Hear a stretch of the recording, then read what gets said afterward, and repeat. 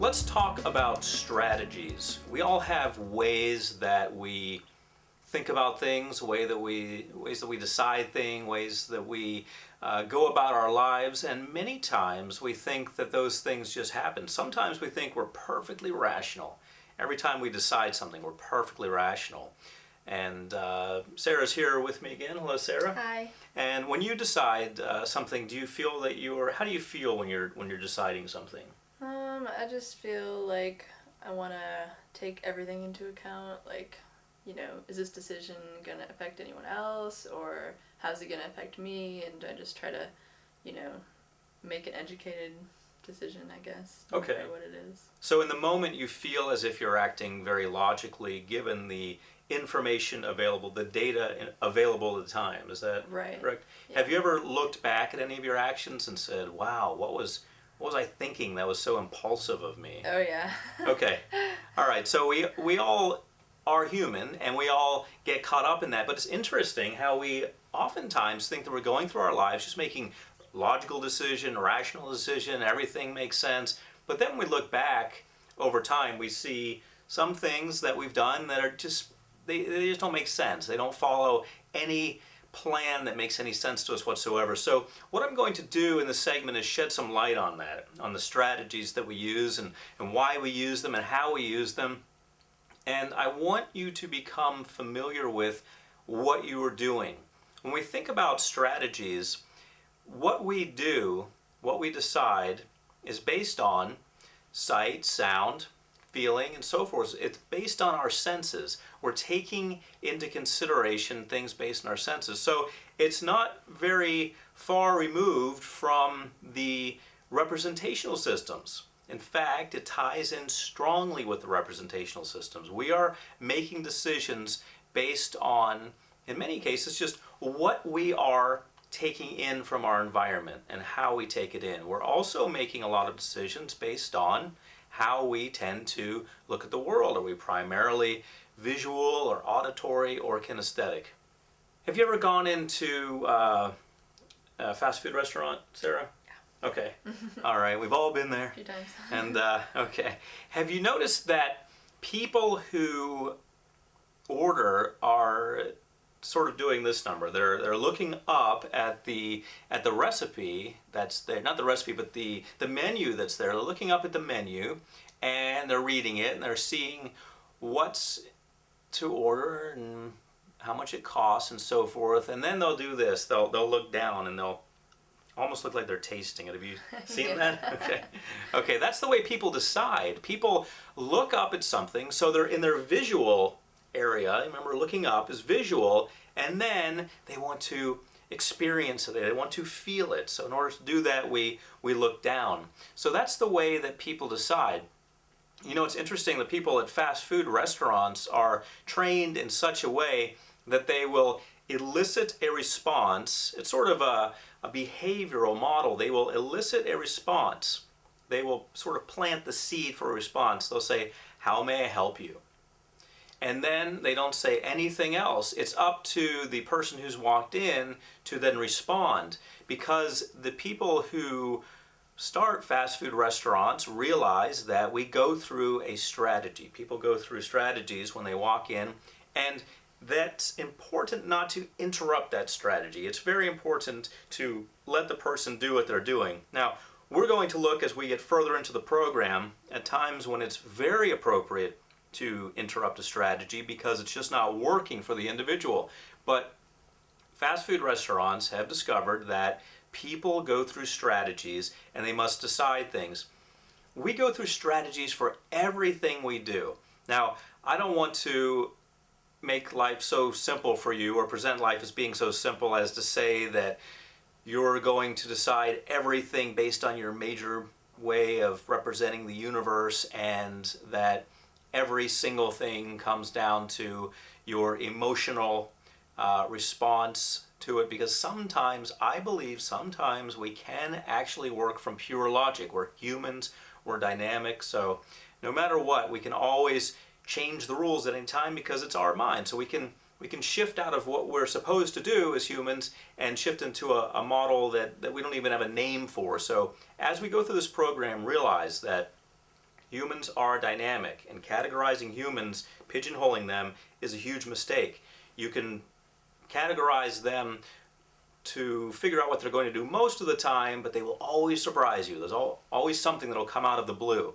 So, getting back to strategies, Sarah, let me ask you, how did you decide that you were going to wear that necklace that you're wearing?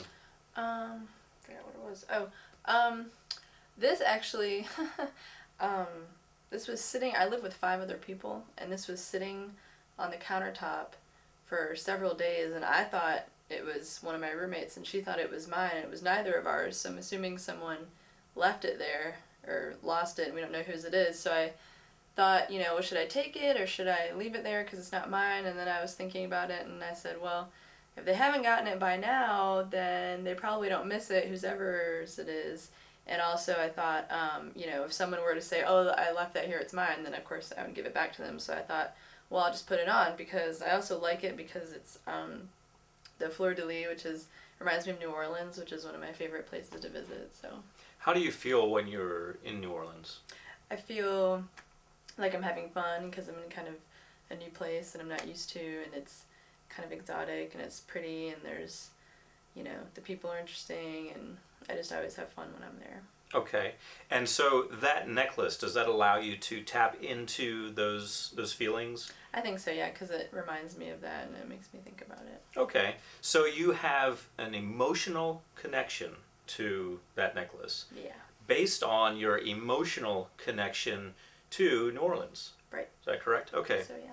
All right. And you were talking about deciding to wear the necklace, and you talked about taking into consideration, if I'm hearing correctly, taking into consideration the emotional reaction of the people who may have ownership of it. Is that right? Yeah. Okay.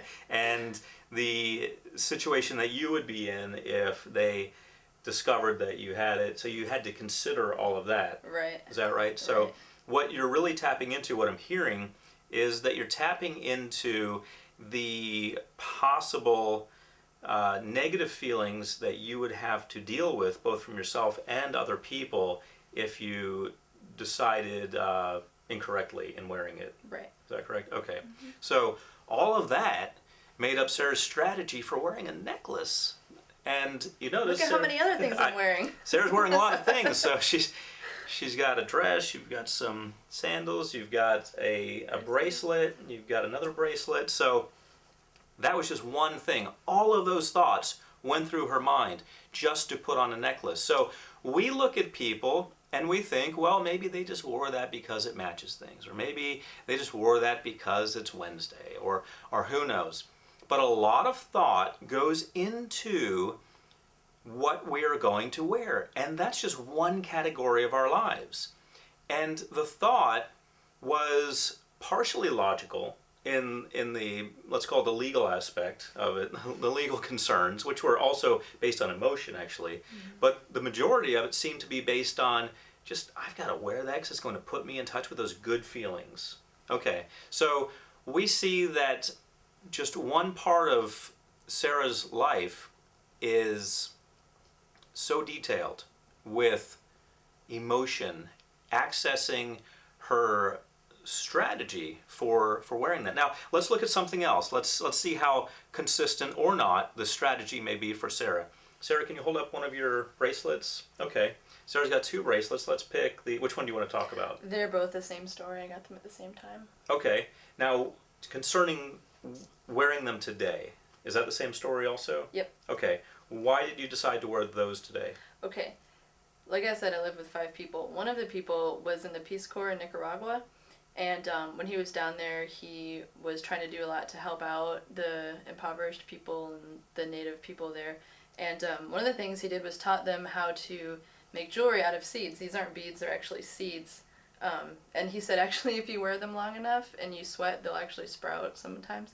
But anyway, so it was something that they could find around them for free and use to very simply make jewelry and make money by selling it to tourists and therefore maybe not be in poverty. So he bought them the drill, and got them started. And last night, actually, he had a bunch of examples and he brought them out and showed us, all of the roommates. And I was like, wow, that's so cool, because I like the way they look, but I also really, that's something that's really important to me, is helping out people in other countries. I'd much rather buy something like this than something that was, mass produced in a sweatshop in China, because it's not fair to the people that made it, and everybody else is going to have it, because in every store it's the same thing. So these are original, and by me buying them, I am helping out somebody in need. But also, one thing I was thinking about was the way they attach. You kind of have to tie it, so once it's on, it's on. So I was like, well, and I asked him, I said, Matt, if I wear this, how long will it last? Because I'm going to be showering with it. And so part of me was also like, even though I emotionally really wanted to help these people, I was like, do I want to spend $20 if it's just going to fall off in a couple days? And then I would, so I was kind of weighing it out. But then helping somebody won out over, the practicality of maybe this is going to break soon or maybe not, because I can't really take it off without cutting it, and then I can't wear it anymore. So, yeah, so that's the bracelet story. I asked the right person the right question. That is the most complex strategy I have ever heard of in my 20 plus years of working with people. Wow. Wow. Do you see the richness, though, that's involved in that? I mean, obviously, Sarah's a person who doesn't just make decisions. It's not as if I'll wear that, I'll buy this, I'll take that. Your decisions are based on a depth, a root system of how everything ties into everything else in the universe and how it affects other people and so forth. Wow. Okay. Yeah. Don't expect that with your average client. Don't expect to get such a rich reason why people wore things, especially if you're working with men. Men usually, if they're wearing a watch, they'll say, well, I need to know what time it was. Or if they're wearing a shirt, they'll say, well, my wife said it matched my pants. Something like that. And a lot of women are that way too. Sarah is an exception. I appreciate you being available for this. Sure. I didn't realize the depth we would get. Okay, so what I heard in there was that your strategy has to do, when I'm hearing about the two strategies, when you decide, you not only take into consideration yourself, you consider other people. Oh, yeah. So you're all about the big picture. That's what I'm hearing. Yep. Okay, so that's key. That's important. Sarah talked a lot about how it affected everyone, and I wanted you to go on, and you did, and I appreciate that. So you saw how the more she talked, the more people were pulled into the story. The more people's lives were affected, and just how big this got. I mean, you were talking about sweatshops in China at one point. Yeah. So you don't want the people in China to suffer based on your clothing decision. Oh, yes. Very Okay. important to me. All right. Now, what if Sarah came to you, the viewer, as a client? What if she came to you as a client? And let's say Sarah had a challenge, which I know you did because Sarah was actually part of a reality show that we did. And I know that you had a challenge with money. Mm-hmm. And what if Sarah came to you and she had a challenge with money? And you started saying, well, Sarah, money is good, and you can buy a lot of stuff, and you can feel good about yourself, and you can impress your friends when you have stuff, and just having a bunch of money in the bank account when you go to bed at night, doesn't that make you feel good? Sarah would probably look at you and think, what about the other people? What about the people you're... Can you elaborate on that? Yeah, well, you and I went over this too when I came to you for that problem, because, yeah, I have this issue, like, well, why should I get to have all this money when there's people, starving and dying, and, I didn't do anything so great that I deserve to live above everybody else, like, what about those other people? Like, why don't they have any money? How come, and I just felt like it wasn't fair, and like I didn't deserve to have, a bunch of extra money because, no one else was benefiting from it. I have a hard time with things, doing things just for me if nobody else benefits. Like, if I'm the only one that benefits from anything, whatever it may be, it's like not enough motivation for me to do it or have it or whatever. So, but then I started thinking, and you helped me with this, you helped me realize that, because I think that way, it's actually important for me to have a lot more money, because if I have a lot of money, I would do good things with it, and it's better for me to have a whole bunch of money than, like, you know, the CEO of some terrible company that's using sweatshops, you know. But because if I had all that money, I would be helping those people and I would be doing good. So it really changed the way that I think about money and how I think about myself. And it made me more open to the idea of having this extra money, because it made me feel good about it, like I could do something positive with it, so that I could positively affect all these other people that I think about when I, you know, go shopping or when I buy anything or, you know, watch the news. So that really helped a lot. Okay, and I appreciate you reminding me of that, because when Sarah and I worked together, it wasn't using NLP, by the way, it was using hypnotherapy for the reality show. And you're right, that's what I had to do. I had to show Sarah how having money was not a crime, and how you weren't going to have to hurt people to get it, and how, in fact, you become not only not a liability to your friends, because if you don't have money, you're at some point going to ask friends for money, but you become that strong structure who can stand there on a firm foundation of financial success and be available to your friends who you deem worthy of having your money. Mm-hmm. And you can support the causes, if you will, your friends, as they need money. So you can become a source of wonderful things for people who are very deserving, mm-hmm. and that's how you can overcome your aversion to money. How's that going, by the way? I was just gonna say it worked. By the way, it worked great. I just spent like $1,000 on a plane ticket to Spain. Good. Because my family lives there and I'll get to visit them. I haven't been back in like 7 years because I couldn't afford it. So. And I have a lot more money now than when I started. Good. And this all comes from the concept of getting into the strategy that someone is using. So if I had not asked you how you felt about money and so forth, and not uncovered all of that. And by the way, I didn't realize that even jewelry ties in that deeply to potential exploitation of people. Food, cars, everything that I touch, that whole thought process. Everything ties into it. Very important to me. And if I hadn't uncovered that, we wouldn't have gotten anywhere. So everything you do, every decision you make is based on that. Mm-hmm. Okay, well, I want to tell you, the viewer, that in most cases, people are not this deep. In most cases, people don't care that much. They don't think about the exploitation of Chinese workers and so forth. And the environment and what have you. It's becoming more popular, but by and large, people just don't care about those things when they do buy something or when they try to overcome something. But they do care about something. They do have a strategy that they're using. They do have a way that they're looking at the universe and a way that they are making decisions. And usually they're not even aware of it. And when they are aware of it, they're usually not aware that it's actually standing in the way of what they want. When you came to me, you wanted to have more money. Yet, at the same time, you held the belief firmly in your mind that money was somehow bad because you'd have to exploit people somehow in order to get it. So there we had the two opposing sides, wanting more money, thinking money's bad. So now how does that work? How have you synthesized everything?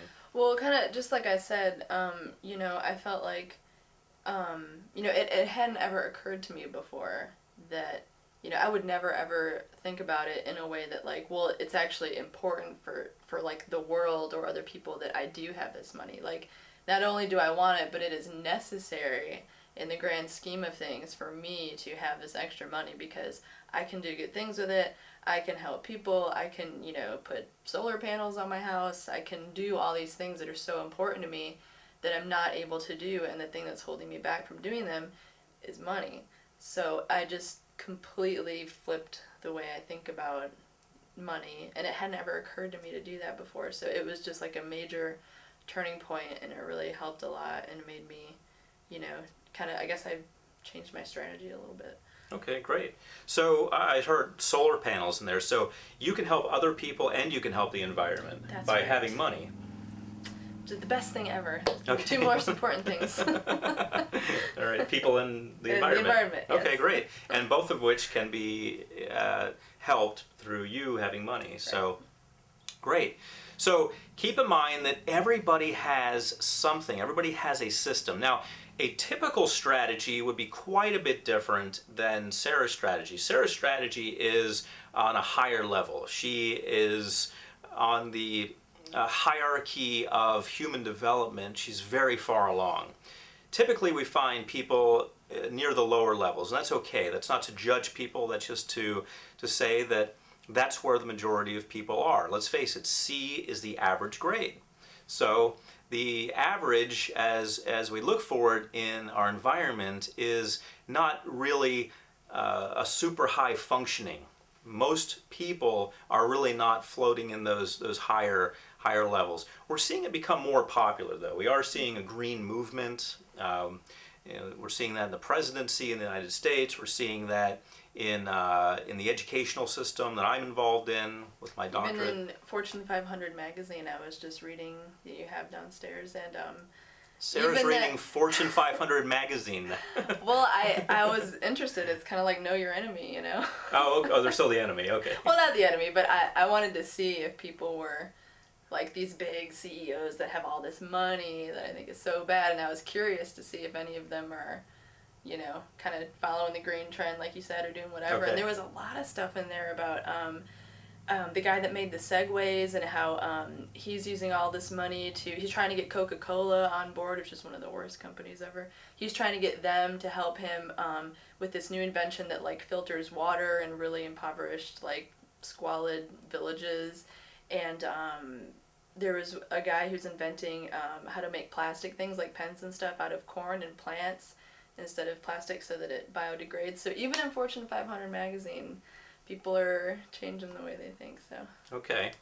And once a year, I believe it is, Fortune magazine releases the Fortune 500, and they talk about the most successful companies. And I happen to have a subscription to Fortune, and Sarah was reading that. I remember you reading that the other day, and I thought, what is Sarah doing reading that? So that's okay, wonderful. So maybe slowly you're starting to feel that rich people aren't necessarily bad people. No, not all of them. Okay, all right. Well, there's good and bad in every category. At every level of achievement, every level of financial abundance has its good characters and what we might call bad characters, people who aren't really helping out much.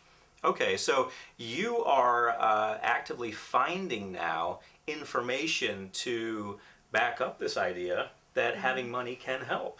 Yeah. That maybe you'll start a charitable foundation one day, who knows? Because people who amass so much money, eventually they feel that they should give back. That's one of the main goals I have if I did have a lot of extra money. Like I was reading in the same magazine, one of the main things that I associate with like really wealthy people that I consider to be the worst kind are like the people that have so much money that they have private jets. And I just always think, you know, I wonder if they do anything good ever, if they even care, or do they know how much carbon that airplane puts out, you know?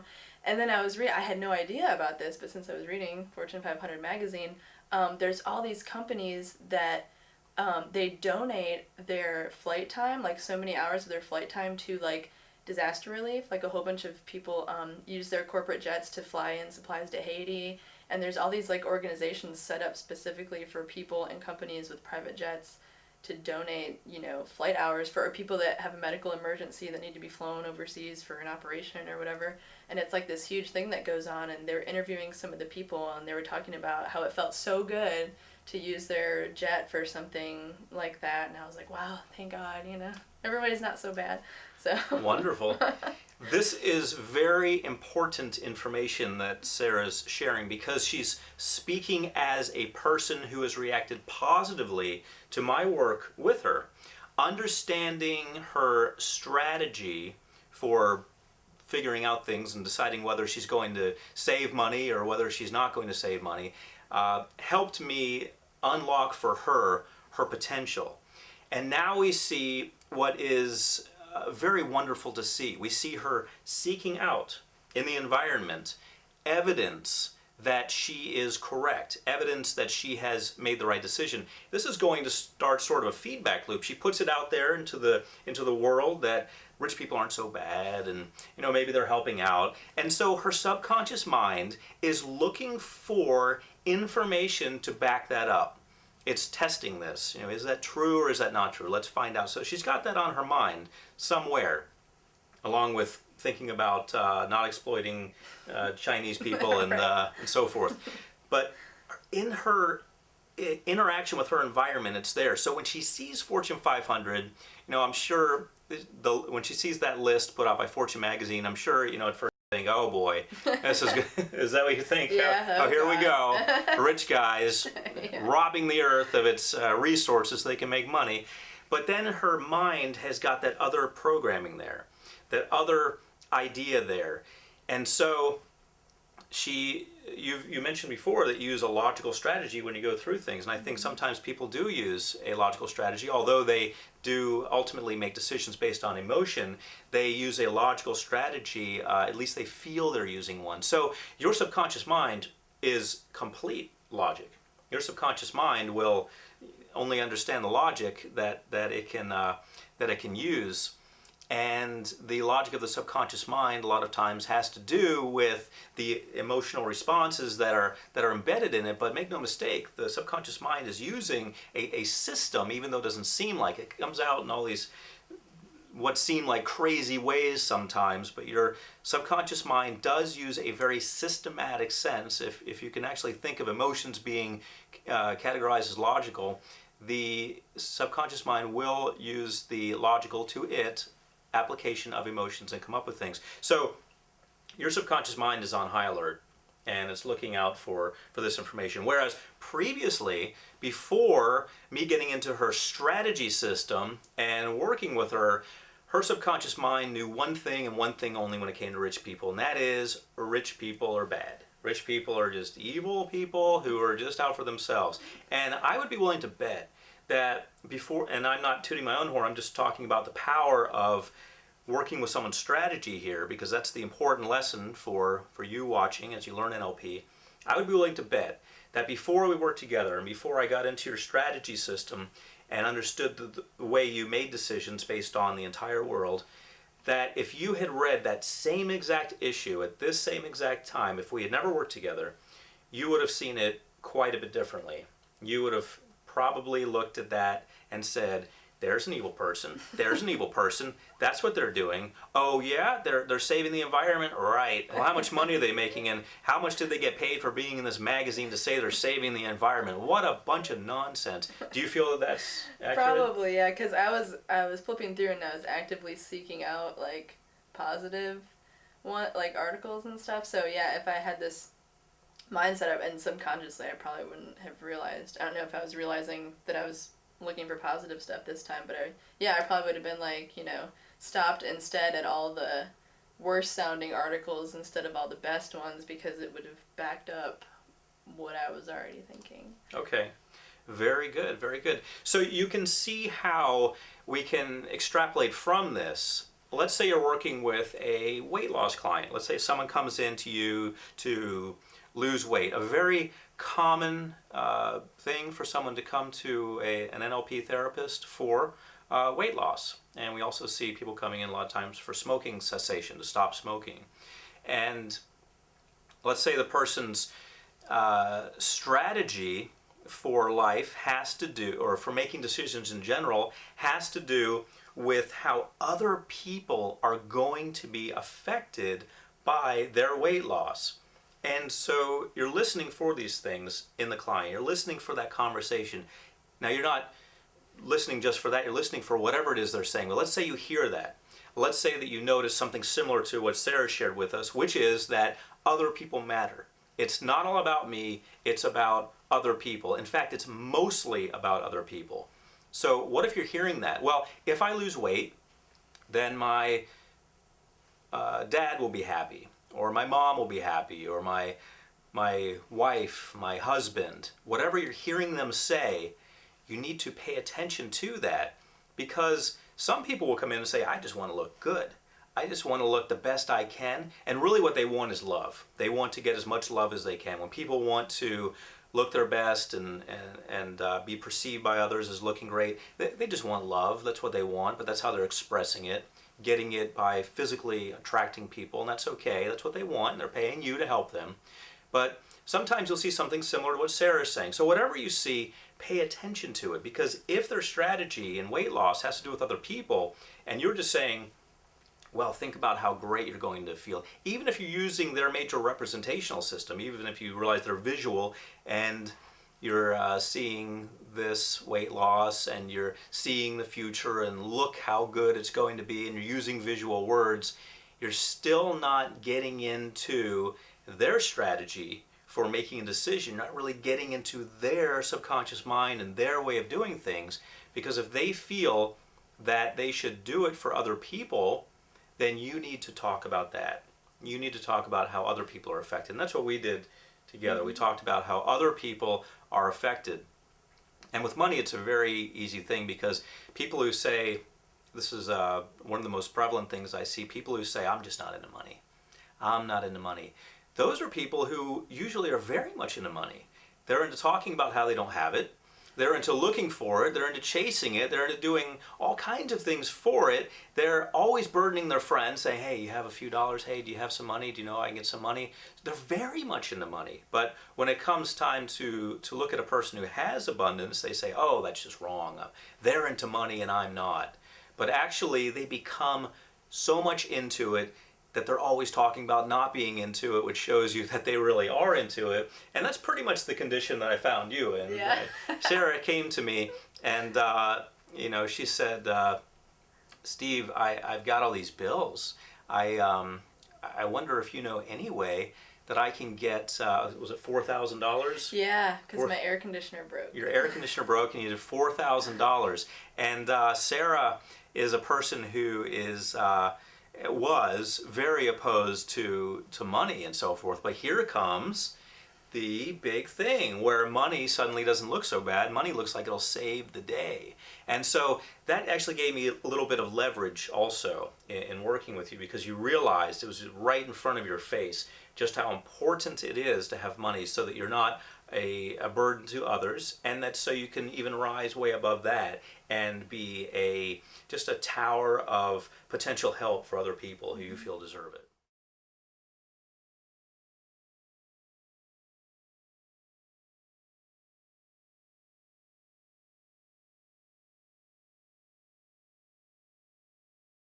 So what was the most challenge? What did you least resonate with both ways? I think the auditory one, it was really hard to be the speaker and to come up with things to hear. And it was, I could do pretty well with all three as far as listening to them, but I resonated least with the auditory. Both hearing it and saying it. Is Yeah. that right? Mm-hmm. Okay, Yeah. and me too. That was it for me. There are a lot of auditory people out there. There are a lot of people who relate to sound. They relate to not so much the rhythm of the sound, the feeling of the sound, like I would relate to. I relate to the just that feeling that the sound creates, I would call it.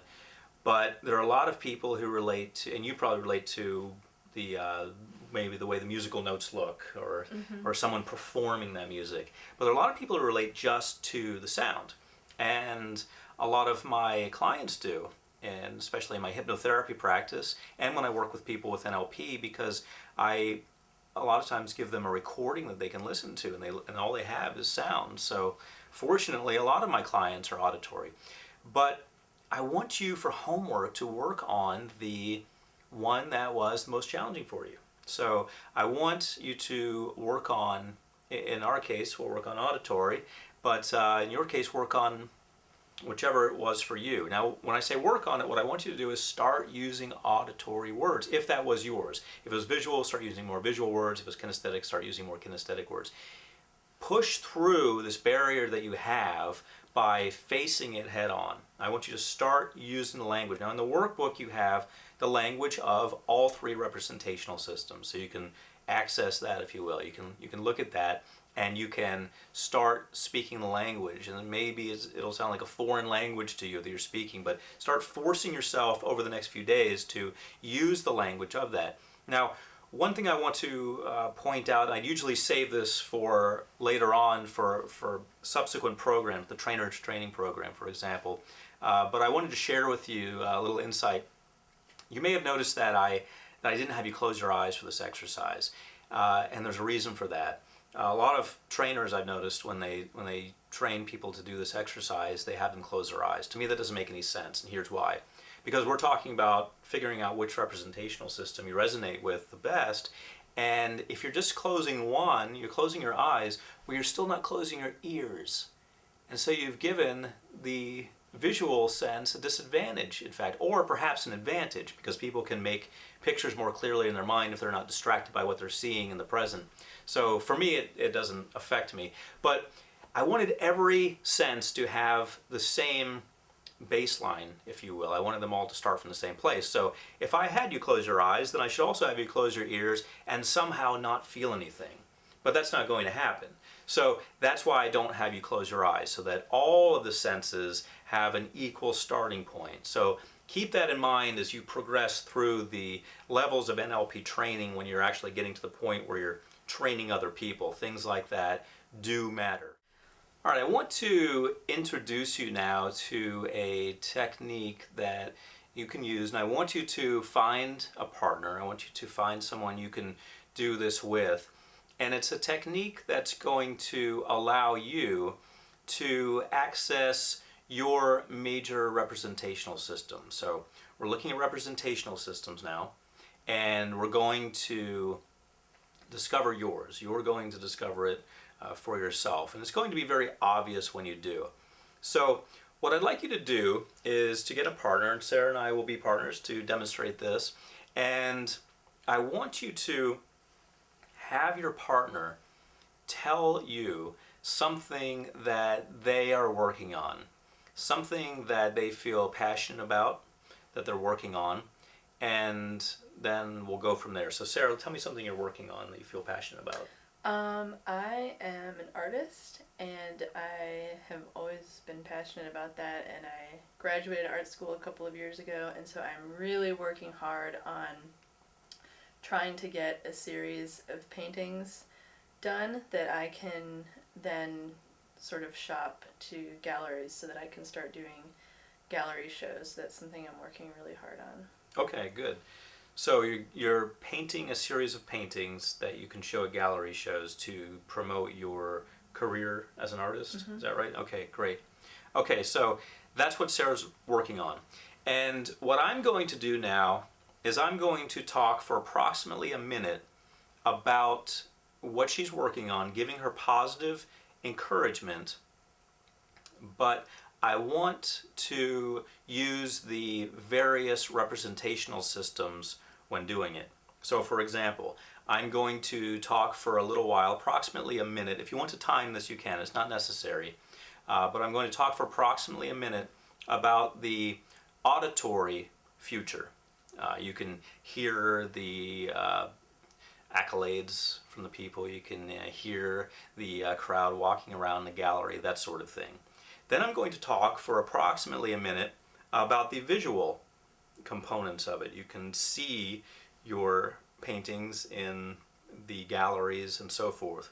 Then I'm going to talk for approximately a minute about the kinesthetic aspects of it. You can feel how it feels to be there. And when I talk about kinesthetic, I'm talking about not only feelings as in emotions, but also how it actually feels to stand there in the gallery and to sell someone some art, maybe to hand it to them, how it feels. So feeling both internal and physically.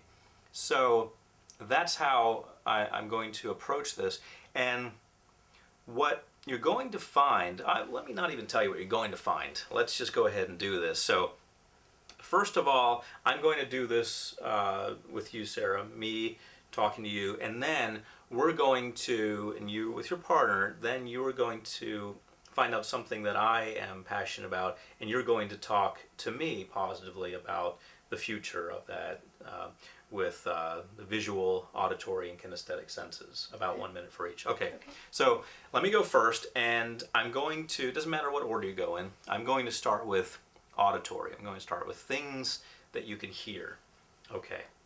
So Sarah, I want you to imagine the crowd as they walk in. You can hear their shoes. Some women have high heel shoes on. Some men have shoes with heels, and some people are perhaps wearing sneakers or flip flops. And you can hear them all walking into the gallery, and you can hear them talking positively about your artwork, and you can hear perhaps some friends with you saying congratulations, coming up to you and telling you that.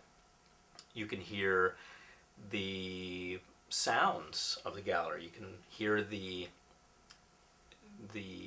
air conditioning perhaps, and you can hear the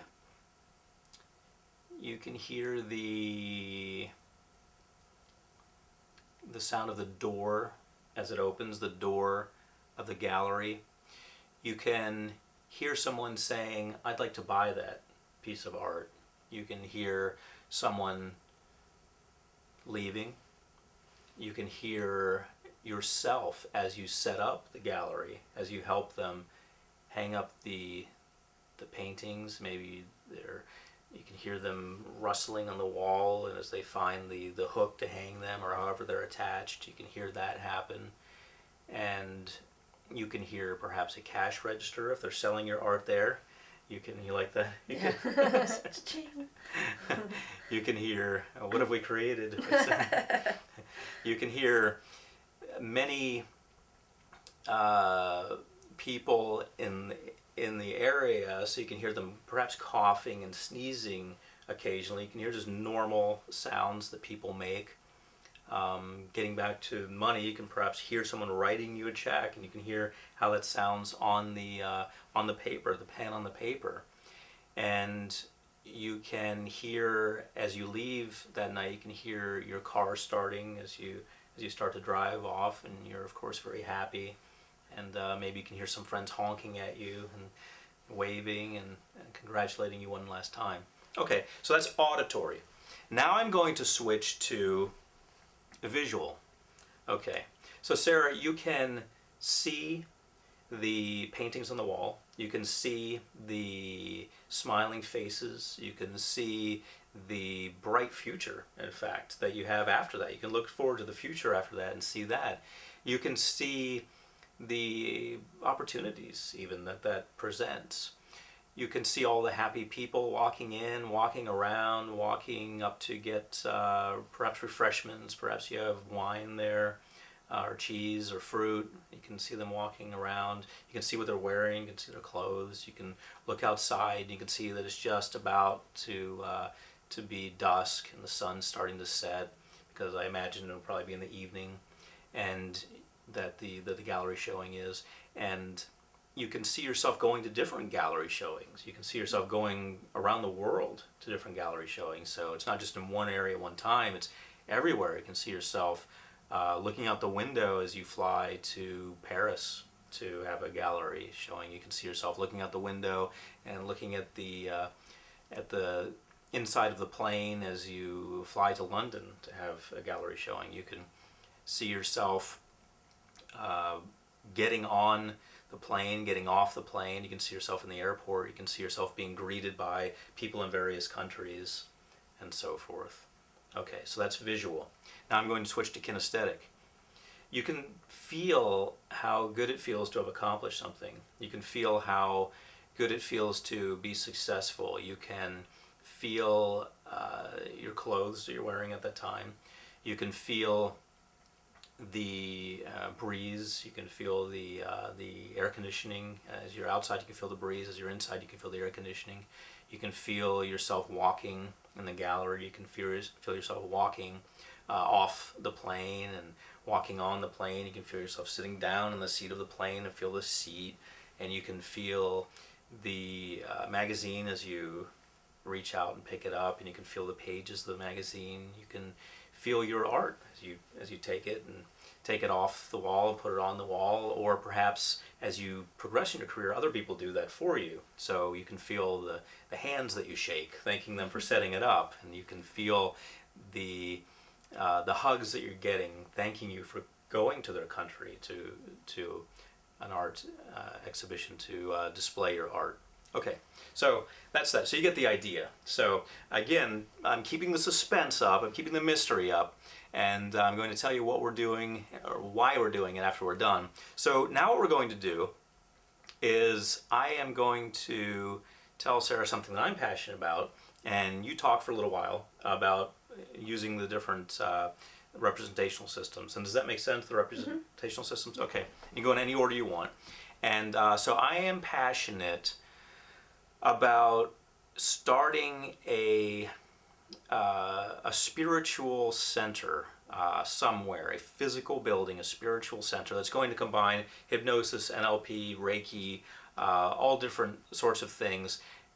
And the idea behind it is that it's going to be a place where people can go as an alternative to mainstream healing. So not only, and I know there are places like that, but I think this one's going to be unique in that we're going to constantly have some of the best lecturers in the world, and perhaps we'll open up as a gallery one day and have a gallery showing.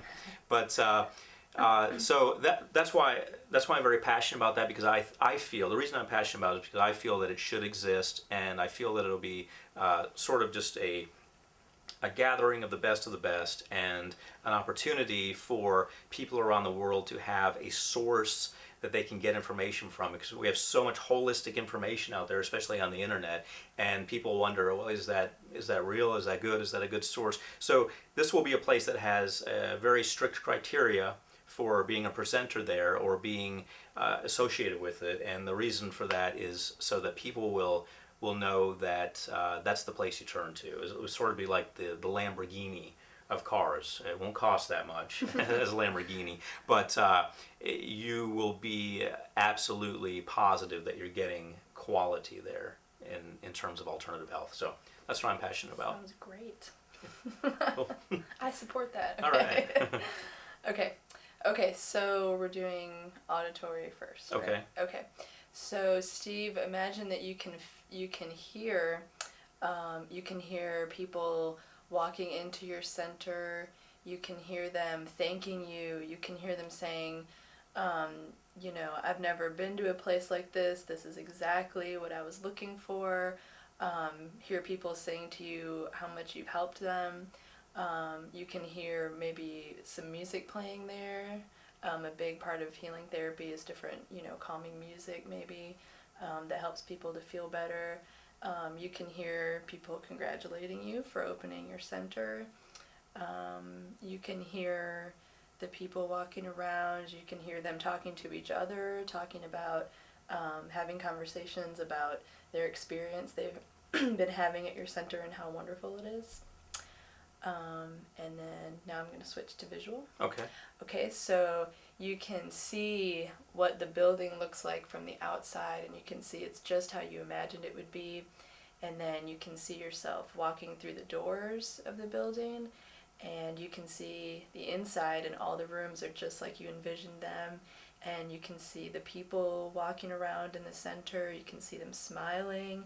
You can see that they look happy and healthy, and you can see the people that work there and how happy they seem to be and how much they enjoy working there. You can see some paintings on the walls. That's probably an important thing for it to be visually comforting for the people that go there. And you can see not just one center, but maybe lots of different centers all over the world. And you can see also yourself traveling all over the world and getting to see all these amazing places that maybe you've always wanted to visit, and you can see yourself helping people all over the world.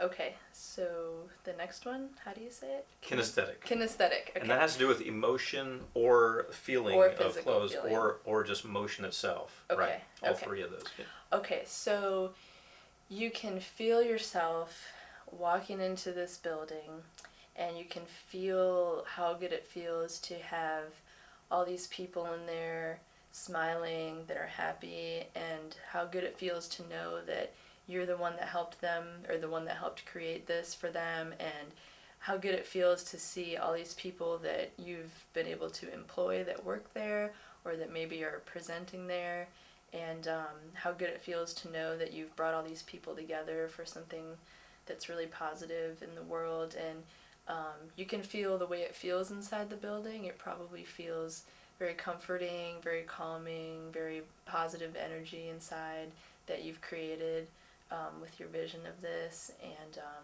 you can feel your hand shake other people's hands as they thank you and congratulate you, and you can feel yourself walking around, and you can feel how exciting it will be to have all the other centers around the world, and you can feel yourself getting on and off of planes and feel the way the air feels in different countries and how amazing it is.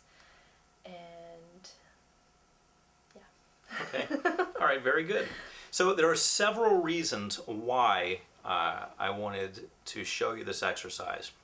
One reason is it just feels good to have people say good things about you. So I want you to have the experience of that. I want you to hear positive things. Why not? But secondly, you, by doing this, are able to tune into your major representational system. The idea is that one of the three was very easy for you to say. When you are talking to someone about visual, auditory, or kinesthetic things, one of the three should seem to you almost just natural. It just kind of flows. You just kind of hit your rhythm, to use a kinesthetic term, but you are in the groove with it. Now, interestingly enough, I'm using words not purposefully, but I'm using words that have to do with kinesthetic, as I say, rhythm and groove. And what I felt when I did that was that when I talked kinesthetically, that's when I really felt that I was connected. That's when I felt that I was really getting into it. I want to say feeling it, but of course that's a kinesthetic term again. But I strongly related to this kinesthetic sense of representing your future. And so I do feel that I am primarily a kinesthetic person, and that felt the best for me. Now, Sarah, when you did it, which one did you primarily relate to? Which one felt the easiest for you? I felt that the visual one was the easiest. Okay. Which would make sense, being an artist and being a visual person. Okay. I mean, I learn visually. I'm usually very visual. But that's interesting because I thought you were going to say whatever one, you could most clearly imagine was your... I didn't expect it to be whatever one you were saying was your... So.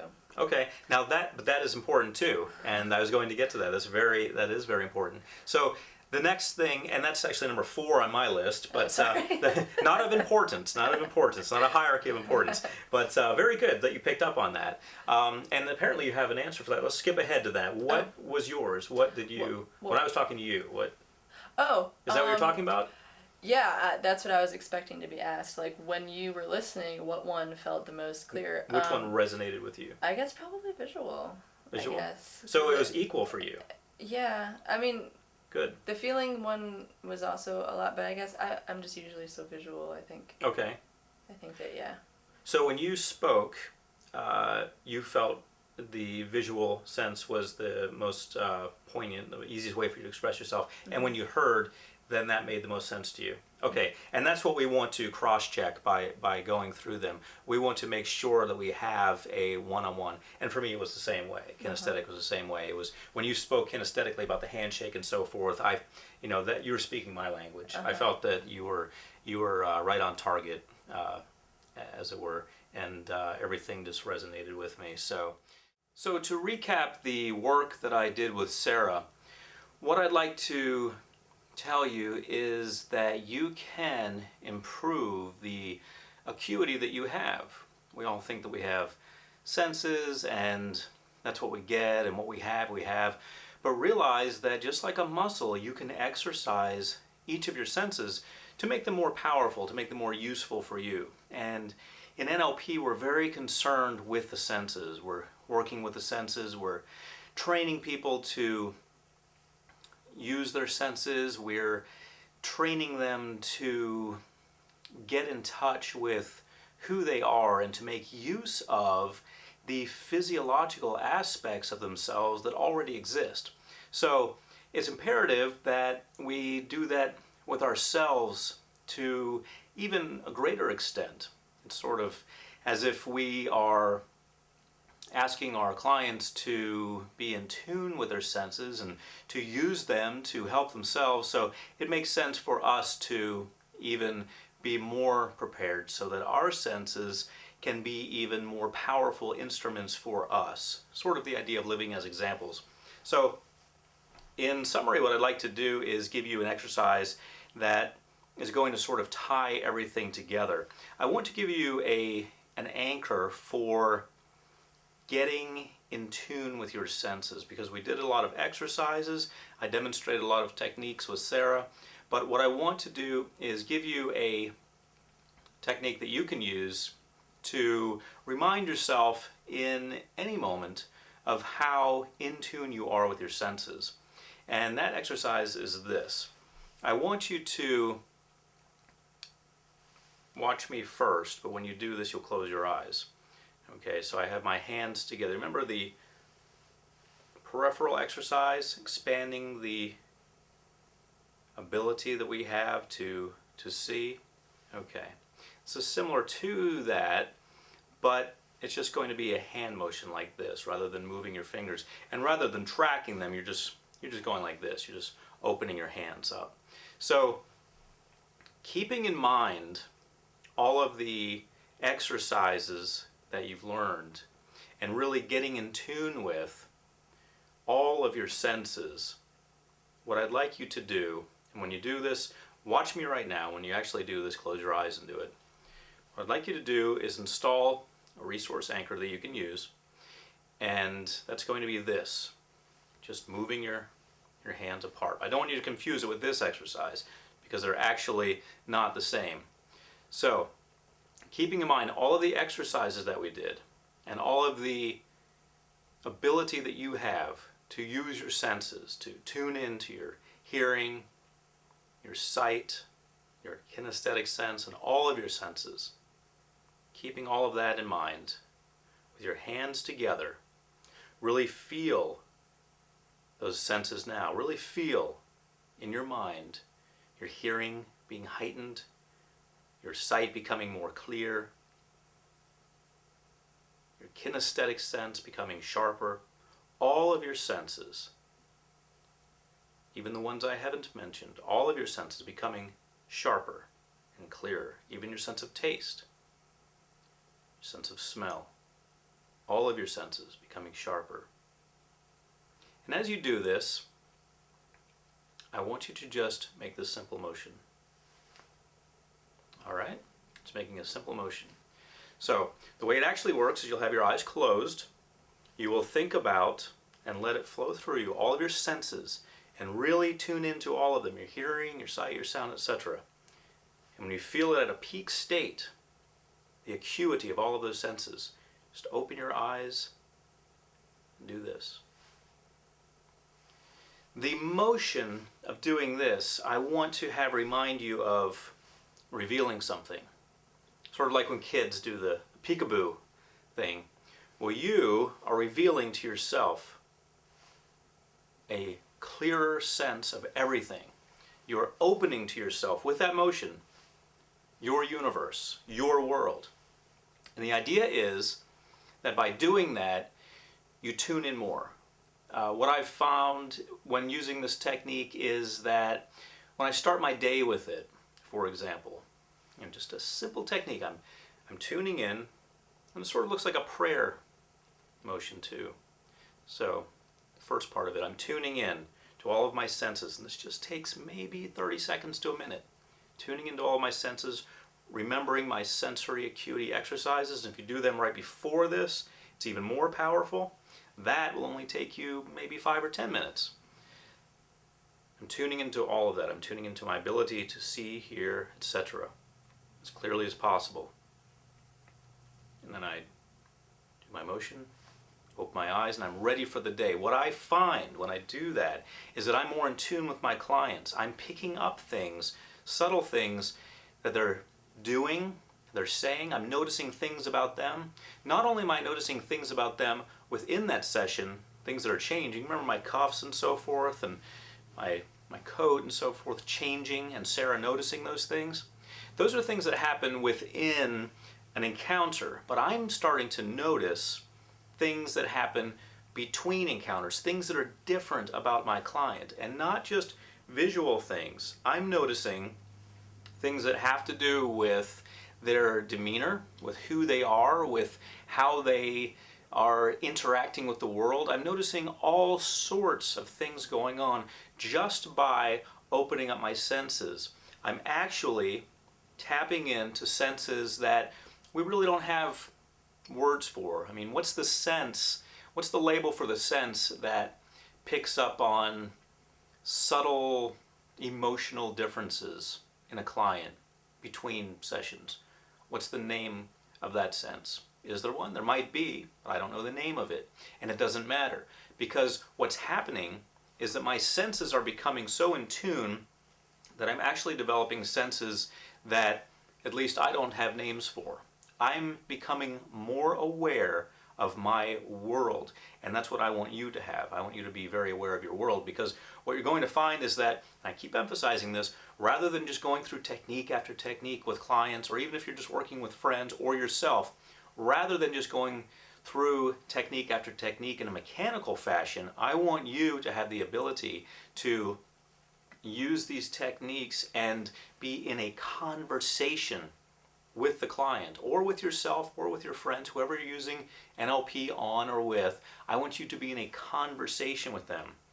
And remember, when it comes to conversation, you may have learned this before, so if not, then this is new to you, but conversation is mostly nonverbal. Most of what I'm saying to you right now isn't even verbal. Can you believe that? Most of what I'm conveying to you right now has to do with the clothes I'm wearing, the way I'm sitting, the way I'm speaking, etc. I'm conveying to you a certain presence. I'm conveying to you the way I am. And most of that has very little to do with what I'm actually saying. So, when you're working with clients, you're going to need to pick up on these subtleties that have nothing to do with what they're telling you. So they're going to be telling you one thing, but the bigger picture, the bigger story is in their body language, in the way they're saying what they're saying, and how they're presenting themselves. So, take this to heart as you begin your journey along the path of becoming an NLP practitioner. I want you to learn this early on, the idea that you're not just throwing out technique after technique. You're actually working with humans. And humans are so multi-dimensional that we will probably never have names for every little nuance of a human. But that doesn't matter as long as you're in tune with them. All right. Now, I want to tell you that in the visual acuity technique that I taught you, in the ability that I'm training you to have to look at something and to take a picture of it and to then see it again and see the differences, you realize, of course, that that is training you to have the ability to just do that in general. It's not as if you're going to have to walk around and look at something, close your eyes, and look at it again and see what's different. It's just training you to take in information. But one thing that's going to help you is the concept of soft eyes or wide eyes. Okay, now remember, in this exercise, we talked about expanding your peripheral vision. Okay, that's what I would call wide eyes. You're taking in as much as you can of the world around you. You're getting as wide of a view as possible, not just focusing on straight ahead. You know, we as humans, like it or not, we are predators. So our eyes face forward. If we were prey, our eyes would be on the sides of our head so we could watch all around. So as predators, we're interested in what's going on in front of us. We're tracking the prey. That's actually how we're designed. But I want you to work on this as well. We do have peripheral vision. We just don't have eyes on the sides of our head. But we do have peripheral vision, so work on that. That's called wide eyes, widening your eyes. So think of that phrase. I think that'll help you a lot, wide eyes. But I also want to introduce you to the phrase soft eyes.